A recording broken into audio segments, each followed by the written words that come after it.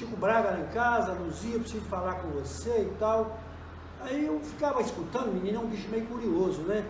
Ficava escutando. Ah, coloca um boi, coloca não sei o que na bandeira. Eu falei, que isso que eles estão fazendo? Aí na época que eles estavam escolhendo a bandeira de São Geraldo, assim como o hino também, né? Mas um caso muito importante que eu lembro da mamãe, muito assim, engraçado, foi que o Salles estava lá no sítio, na casinha velha do sítio, e olhando lá para o mirante. Ele que me contou isso aí, nenhum dos dois está aí para comprovar, nem o Salles nem a mamãe. Aí a mamãe veio e falou assim, o Salles, eu sei o que você está pensando. O Salles contou, eu me arrepiei, como eu vou fazer agora? Aí ela falou assim, meu filho, você está pensando quando você era índio e andava pelado lá no mirante, Donuzio, você está ficando doida? Era isso que ele estava pensando. Então a mamãe era uma pessoa que tinha assim alguns predicados que o ser humano normal não tem, né? Mamãe era, eu nunca, as pessoas, para entrar mais aprofundadamente na vida dela, mamãe era 3 irmãs, né? Ela era do meio, né? Era a tia Esperança, a mamãe e a tia Loura. A mamãe nasceu em 1924, no dia 17 de dezembro de 24. E o pai dela morre e ela fica muito cedo, ela fica órfã, né? Com 7 anos de idade. E ela foi ajudar a minha avó a cuidar do sítio, que ela nasce na antiga fazenda do Resplendor, que depois virou o nome até do nosso sítio, por aquelas divisões. Então o nosso sítio chama Sítio do Resplendor. E talvez de homenagem a essa origem aí. Meu avô era negro, Zé Rocha, a quem diz que a minha avó contava isso, minha mãe e a de Esperança também contavam. O rapaz que matou a Júlia, quem prendeu ele foi meu avô. Meu avô não era polícia. Meu avô pegou ele, amarrou no cabresto de um cavalo, de um burro que ele tinha chamado Pacote, e prendeu o cara. Quer dizer, ele era mais corajoso do que eu naquela época, o cara com a faca na mão cheia de sangue. Zé Rocha. Que há pessoas que dizem que era José Rocha da Silva. Como todo brasileiro é Silva, eu acredito que possa ter sido Silva, mas só assinava Zé Rocha. Assim como eu só tenho 2 nomes, Marcos Antônio. Né? Então, a mamãe tinha uma coisa que era muito importante. Eu estou falando mamãe porque vocês estão me emocionando demais falar de Luzia Rocha. Né? Mamãe tinha uma coisa que era muito importante, que ela achava que todo mundo tinha o direito de comer, tinha o direito de divertir, tinha o direito de prosear com quem quisesse. Ela viveu muitos anos na casa paroquial. Geraldo Breia era admirador da mamãe demais. E a mamãe era uma exímia cozinheira. Exímia cozinheira. Se a mamãe fizesse pedra, eu comia. Ela era muito boa cozinheira. E ela que cuidava das barraquinhas da igreja, que cuidava das cozinhas do padre Geraldo Breia, né? E lá um belo dia a mamãe passa mal. E uma amiga dela leva ela num centro espírita, ou num espírita em Rio Branco. E ela se deu bem. A mamãe falou que voltou curada, eu não sei, né? Mas ela disse que sim, né? Então ela chegou no Paulo Geraldo Breia, que era um amigo confidente dela, falou, padre, eu não posso mentir para o senhor. Eu fui no centro espírita, ele falou assim, deu certo? Segue o seu caminho. Né? Mas a mamãe nunca, eu sou católico apostólico romano, mas nunca vi a mamãe iniciar, benzer alguém, portanto, para mim a mamãe era benzedeira, né? Ela não ficava sem rezar um Pai Nosso com Ave Maria. Todas as pessoas que a mamãe atendia, era com o Pai Nosso, Ave Maria, que ela começava. E as pessoas diziam que foram curadas. Como eu acho que a fé que move montanha, as pessoas eram curadas. Tem um caso interessante da mamãe, que eu tive uma namorada em Viçosa, e o pai dessa moça passou mal. E eu tive que levar esse senhor a Belo Horizonte, ali na Cidade Nova. Chegando na Cidade Nova, eu cheguei com uma senhora que ia abrir o bar. E foi uma coisa assim que eu não consigo explicar. Eu falei para a senhora assim, eu quero tomar um café. A mulher falou assim, mas eu vou abrir o bar agora, eu não tenho café, é o que você fez agora. Né? Eu falei assim, mas o café que eu quero você tem. Aí eu estou vindo do interior. Ela falou, você está vindo de onde? Eu falei, estou vindo de uma cidadezinha pequenininha, zona da Mata Mineira. Você, da capital, você nem nunca viu falar. Não, moço. Eu fui ali numa cidade, perto de Ponte Nova, eu falei, tá feito o trem. Aí eu falei, aonde você foi? Aí eu fui numa cidade e tal. São Geraldo? É. Eu encontrei uma senhora lá, Maria Rocha. Eu falei, não é Maria Rocha. Se for em São Geraldo, é Luzia Rocha, que é minha mãe. A mulher me abraçou, me deu cachaça à vontade, fritou torresmo, não gastei um tostão e saí bêbado. Não gastei um tostão e saí bêbado. Conversando com um amigo meu na fábrica que eu trabalhava em São Paulo, né, ele falou assim, Marcão, você não adivinha de onde eu vim agora. Eu falei assim, ô vadio, eu sei de onde você veio. Isso também foi uma coisa assim que eu não sei te explicar o quê. Falei, você foi lá em São Geraldo, você foi na casa da mamãe. Ele ficou assombrado, porque eu sou católico, como é que você teve uma visão dessa? Mas ele me perguntou uma coisa impossível de responder, então eu pensei no impossível também, e era verdade. Então ele ainda falou para mim, o que você está fazendo em São Paulo? Sua mãe lá com aquele monte de gente, dando comida para todo mundo, fogão de lenha da mamãe, Dalva chegou a frequentar lá. Ele era comida o dia inteiro. Comida naquelas trempe, era comida com bastante abundância e carne, né? Então as pessoas, a mamãe achava assim, meu filho, antes de você conversar comigo, você vai comer primeiro. Não sei, parece que ela tinha aquele prazer de ver a pessoa comer, saciar a fome. Eu acho que a gente herdou um pouco isso dela, guardado as devidas proporções, mas a gente pensa muito nisso também. Então, quando a Luísa me chamou, eu tinha feito um projeto para que a gente falasse assim, mais dessa parte espiritual dela. Mas a parte espiritual da mãe é tão grande que eu não consigo falar aqui, talvez não sei em quanto tempo, né? Um livro talvez seria um best-seller e tinha que cortar muitas partes. Mamãe foi casada com um senhor que tinha 1,62 m, Antônio Alberto Dias, e mamãe chegou aonde chegou, porque meu pai entendeu a parte que a mamãe tinha que cumprir na terra. Eu contei para a Luísa isso, faço questão que vocês mencionem, que na semana em que a mamãe morreu, eu estava de férias, em São Paulo, estava trabalhando e estava de férias aqui. E eu entrei dentro de uma casinha velha que a gente tem, que a Luísa deve conhecer, Dalva conhece bem, e que eu teria o prazer de vocês conhecerem, né, muito modesta, e que ela não me deixou na época que eu tinha dinheiro arrumar. Falar que tinha que ser daquele jeito, vai ficar daquele jeito, né? E está até hoje com algumas melhoras. E ela olhou para o teto. E a mamãe, ao olhar para o teto, se me emociona demais. Ela falou assim, não me leva agora. Eu falei, meu Deus do céu. Não me leva agora. Eu olhei assim, procurei, não vi nada. Aí eu falei, meu Deus do céu, o que está acontecendo? A mamãe está ficando doida, né? Aí ela falou assim, não me leve agora que eu tenho muita coisa para fazer para a minha cidade de São Geraldo.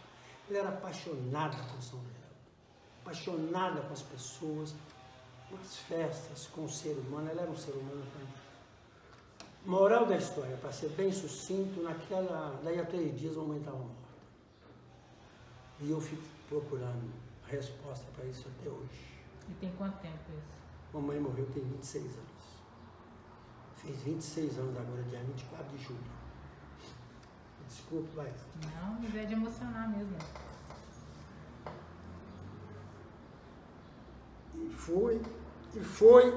E é muito difícil. Imagino. Embora a gente seja muito bem estruturado, ela sempre pediu para a gente, meu filho, nunca abandone as coisas de São Geraldo, nunca abandone as pessoas de São Geraldo, que vocês nunca briguem por terra e por dinheiro. Tanto assim é verdade que nós estamos no sítio, infelizmente ou felizmente, nas mesmas condições que ela deixou, né? Não tem briga por divisão de terra, não tem briga por nada. Então a gente segue muito o exemplo que ela nos deixou. E eu tenho uma frase que ela é minha, mas a mamãe chegou aonde chegou, por Deus em primeiro lugar, pela fé que ela tinha, pelo marido que ela teve. Papai, ela chegava um homem, ela ia benzer, chegava uma mulher, ela ia benzer, porque não tinha nessa coisa, ela ficava com aquela pessoa sozinha no quarto, no quartinho que ela tinha lá, com aquelas imagens, né, de Umbanda, mas a mamãe nunca deixou de rezar e nunca deixou de contribuir com as festas religiosas de São Geraldo. A gente ia para a Santinha, Ela mandava a gente limpar a santinha e depois ela rezava junto conosco, participava de tudo.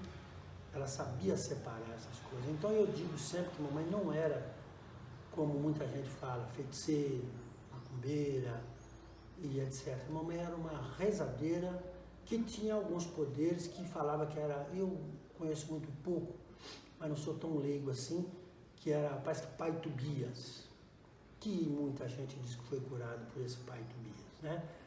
E a Efigênia, minha irmã, acaba pegando esse legado, com também um guia de luz que fala, que parece que é o baiano, mas a Efigênia casa. E a Efigênia casar, a Efigênia teve que acompanhar o marido e começou a ficar, vem hoje, não vem amanhã, vem hoje, não vem amanhã. Então isso foi acabando. E para poder ficar mais complicado, a minha irmã, que tinha uma luz muito grande, minha irmã caçula morreu tem um ano. Benzia muito bem. Joana benzia muito bem. Até lá me dava uma força muito grande. E que também foi muito difícil, porque foi a primeira vez que eu não fui no hospital ver minha irmã. Por causa da pandemia. Primeira vez. E a gente fica com aquele negócio na cabeça, morreu porque eu não fui. Não morreu porque morreu, né? A gente sabe disso. Por mais estrutura que a gente tem, nós somos hoje vivos 12 irmãos. 12 irmãos. Tem até uma irmã no Japão, Antônia, tem uma em Ouro Branco, Efigênia está em Juiz de Fora. Um está em São Paulo e o outro veio embora. Nós somos 12 irmãos vivos. Mamãe ainda criou 2 netos, que a gente tem como irmão, que a gente chama de sobrinho-irmão, e 2 rapazes que passavam muita dificuldade, que eram o Messias e o Antônio, e quem leva para casa sou eu. Percebi que eles estavam passando dificuldade, embora trabalhando, e ela me permitiu que eu levasse os 2 para casa. Então as histórias de Luzia Rocha, talvez elas não tenham muito assim de alegria, porque ela era muito alegre. O futebol, ela ficava no futebol o tempo inteiro, pagava juiz do bolso dela. O Alexandre do Prati, quando a mamãe criou o time de futebol, ela põe ele no gol do time nosso com 14 anos de idade. O Alexandre me contou isso, eu gravei, guardei na memória. Que o time da mamãe estava perdendo de 2-0 e o time estava dando um baile no time da mamãe danado. Diz que a mamãe levantou com aquele jeitinho dela, Alexandre Prati me contou isso, está vindo.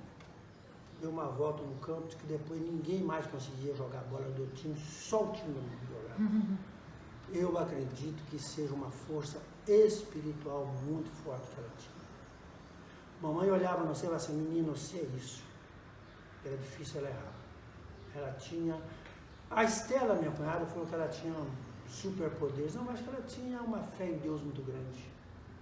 E eu sou católico, apostólico romano, mas se tem uma mulher que eu respeito a história dela, assim, religiosamente falando, espiritualmente falando, Luzia Rocha. Respeito muito. Tenho um orgulho muito grande de ser de São Geraldo, de ser filho dessa mulher e desse homem baixinho, Antônio Alberto Dias. E tem uma frase que ela é minha, que eu adoro, que São Geraldo nós somos uma grande família. O nosso endereço é que é diferente. Sou apaixonado por São Geraldo, sou apaixonado por as coisas de São Geraldo, e a Luzia Rocha, para mim, ela é coisa de São Geraldo. Ela é São Geraldo, ela é vida, ela é tudo que eu posso imaginar de bom para São Geraldo. É raiz, né? Raiz, se resume. O velório da mamãe, o sepultamento da mamãe no cortejo fúnebre, o time de futebol que ela tinha não deixou o carrinho do cemitério, já tinha o carrinho buscar. Trouxeram na mão. Lá do sítio nosso, que dá 3 quilômetros até o hospital, 3,1 quilômetros até o cemitério. E a Melão, que era a Amélia, que tinha essa pegada, chamava ela de Melão, a hora que ela me olhou muito abatido, chorando muito, ela falou assim, você não pode chorar. Eu fiquei com aquele negócio, falei, sou filho, né? Ela falou assim, você não perdeu nada, quem perdeu foi nós. São Geraldo perdeu. Eu achei essa frase muito forte. Dali para frente, eu ganhei uma força tão grande que eu acho que eu não chorei mais. Acho que eu não chorei mais. Porque eu percebi o dimensionamento da Luzia Rocha. Era muito maior do que eu podia pensar, né? Mas muito, muito maior. Nós tivemos, talvez numa segunda-feira, eu vou exagerar, porque mineiro é meio exagerado, né? Acho que tinha quase umas 2.000 pessoas no cortejo fúnebre. Não cabia São Geraldo. Fora pessoas que não sabiam, porque foi uma morte súbita, né? Morreu rápido. E um ano depois, coincidentemente, eu estou no sítio e me chega um rapaz que trabalhava em São Paulo também. Eu achei até que fosse gozação dele. Aí ele chegou e falou assim, eu quero falar com a dona Luzia. Eu, muito brincalhão, já tinha passado bastante a dor, né? Que fica até hoje, né? Mas tinha amenizado bem, que a gente acostuma conviver com isso, né? Eu falei para ele assim, olha, você vai ter que ir lá na rua Silviano Brandão. Mas o cara falou, se ela mudou, e eu vi que eu estava, né, ironizando com uma coisa muito séria. Mas eu também não tinha dimensão de que aquilo era brincadeira ou não. Eu disse, moço, eu vim aqui porque eu quero falar com a dona Luzia, que ela sofreu a minha mãe. Mas cadê ela? Eu falei assim, estou te falando que era na rua Silviano Brandão. Aí ele falou assim, mas ela mudou? Eu falei, meu amigo, ela faleceu. O cara entrou em pranto. Começou a chorar.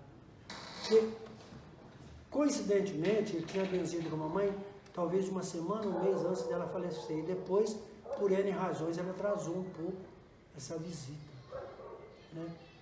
Então, são coisas assim, meninas, que a gente, sei lá, a gente tem que agradecer a Deus por ser filho de quem a gente é, por ser quem a gente é, né? Por ter herdado, né, toda essa história, né? Porque a gente acaba tendo que dar sequência a isso sem muita condição, né? Porque mamãe é uma página da história que ela jamais será apagada, né? Pelo que ela foi, pelo que ela continua sendo. E mamãe era alegria, né? Com certeza eu estou magoando muito ela com essa tristeza minha, porque ela falava que a gente não podia chorar por pior que fosse a situação. Mas a gente às vezes não aguenta, né? Mas ela fazia festa para ela mesma, portanto eu detesto festa. Ela fazia festa, se não tivesse ninguém, ela já fazia festa. Certo? E tem uma coisa, eu chegava de São Paulo, você vai matar cabrito e leitor, eu tinha que matar cabrito e leitor para ela. Cabrito e leitor para ela, não tinha jeito. Convidei ela para ser madrinha da minha turma de quando eu dava aula no Monte Celeste. Minha filha, ela fez uma festa que ninguém no Monte Celeste, em 1978. Eu estava começando. Então a Dalva até acaba mesmo. Aí ela chegou e fez aquela chuva de bala, assim, que ninguém sabia de onde Ela era caiu isso, né? aquela chuva. E bolo e tudo que os meninos nunca tinham visto, né? Refrigerante, bolo, e rodava no meio dos meninos. No Morro Santo Antônio, no querosene para nós, antigamente, os leites lá de casa era tudo para criar os meninos do Morro Santo Antônio. As mulheres que não tinham marido, os maridos que ganhavam pouco, era tudo para ajudar o pessoal do Santo Antônio. Então o Fernando, meu irmão, foi prefeito, eu falei, Fernando, você pode até ser preso um dia. Ela não sabia, na época não existia a lei de improbidade administrativa, né? Entendeu? Então o jeito tinha que prestar conta. Ela falou assim, meu filho, você pode ser preso, mas desde que você não roube um tostão, dá para os outros. Dá para os outros. Entendeu? Dá comida, dá livro. Portanto que eu fui na roça, aí o cara tinha um caderno com o Fernando Antônio da Rocha, prefeito. Eu falei assim, gente, isso aí, a gente abominou isso, né? A gente abominou, mas na época permitia, né? Mas para ela era tudo normal. Ela dizia o seguinte, olha, se você for preso porque roubou, azar seu. Se você foi preso que deu as coisas para os outros, você não roubou de ninguém. É o Robin Hood, né? Roubou dos pobres, o rico deu para o pobre, né? Então ela tinha isso na mente dela. Eu tenho o que fazer, meu filho. Rua do Sapé, é a Rua do Sapé, mas fala Sapé lá no Monte Celeste. Ela chegou e mandou o Fernando arrumar aquelas casas todas. Todas as casas. O sujeito que não tinha onde dormir, mandou arrumar tudo. Falou, se der problema, depois nós resolvemos. Newton Cardoso era governo, e quem me contou isso foi o Zé Boiadeiro. Eu não estava aqui. Disse que ela foi lá para trazer uma máquina, acho que até essa patroa que tem em São Geraldo. Trazer para São Geraldo. Ela foi no gabinete do Newton Cardoso e falou assim, eu quero que você mande uma máquina para São Geraldo hoje. O Newton Cardoso falou assim, Luzia, semana que vem, qual máquina que é, Newton Cardoso? Eu falei, aquela ali. Então põe na carreta e leva, porque senão você vai me enrolar. Ela era desse jeito. Ela era desse jeito. Ela era uma pessoa de uma voz, assim, de um astral muito forte e tem que fazer agora. Mamãe me contou uma coisa, que vocês estão querendo coisa engraçada, mas vamos falar coisa engraçada, que ela não esteja, que ela é até um pouco esquisito. Mamãe me falou uma coisa que eu acho impossível, mas ela me contou, que ela entre aborto e filho, ela teve 33 partos. Eu acho muito difícil. Mamãe morreu com 70 anos, ia fazer 71 anos de idade, portanto, se viva fosse hoje, estaria entrando no 97º aniversário. Eu acho que ela morreu muito nova, mas ela falou assim, meu filho, eu vou comer tudo que eu puder. Eu tenho vontade de comer, eu tenho que comer, não importa como eu vou morrer, eu vou comer. Eu vou dar para os outros comer, mas eu vou comer também. Né? Então ela era uma pessoa muito voltada à alimentação pesada. A mamãe era diferente. Ela era diferente. Por mais que eu queira, tudo que eu vá dizer de Luzia Rocha aqui, você vê que a Dalva está até me auxiliando aqui, por isso que eu queria que as minhas irmãs viessem, mas elas não puderam vir, né? A peça de teatro mais bonita que eu fiz, a irmã dele que trabalhou. Efigênia. A Efigênia. A Efigênia foi a cigana mais bonita da história de São Geraldo, que a mãe dele foi e falou, eu vou comprar a roupa da minha filha. Mamãe, nos leilões... Tem coisas assim que você não esquece. Eu saía de lá, eu dormia lá com a Efigênia. Nos leilões de São Sebastião, leilões, as festas da cidade, mamãe saía nessas roças aí, nessas regiões, pedindo prenda. E tinha algumas pessoas que todo mundo tinha como pessoas assim, muito chuvinas. Zé Lisboa, Ernesto Tavares. E a mamãe chegava para o Ernesto e falava assim, o boiadeiro, eu quero aquele boi. Não é para mim, eu quero aquele boi. E ela levava aquele boi. Chegava no dia do aniversário da Ernesto, ela fazia um almoço para ele. Ernesto, traz quem você quiser, que ela fazia festa, não cobrava nada dele, ele comia. Então a mamãe era muito dada, muito receptiva, muito alegre, muito, muito, muito alegre. Ela ficava no meio dos meninos de futebol, ficava no meio, forró lá em casa e chamava forró da Luzia Rocha. Era o forró da... E todo mundo me cobra todo dia, você não vai voltar ao forró? Você não vai voltar ao forró? Eu falo, da Luzia Rocha não tem jeito. Da Luzia Rocha não tem jeito. Porque tem coisas que por mais que você seja parente, por mais que você tenha alguns propósitos semelhantes, você não é igual. Você é semelhante, igual não é. Né? Então, gente, vocês não sabem o quão importante e quão prazeroso foi vocês me darem essa oportunidade de falar de uma pessoa que, para mim, nunca vai morrer. A talismã, ela, não sei se por essa questão da espiritualidade, do espiritismo, é que eu disse a vocês, a mamãe era uma benzedeira que o pessoal considerava espírita. A mamãe nunca começava uma sessão para benzer alguém, para tirar um mal de alguém, nunca havia ela pôr, né? Pelo contrário, se ela rezar um Pai Nosso com Ave Maria, ela fazia você rezar. E o que ela entendeu? Ela entendeu que eram três irmãs que, embora combinassem muito bem, mas herança é herança.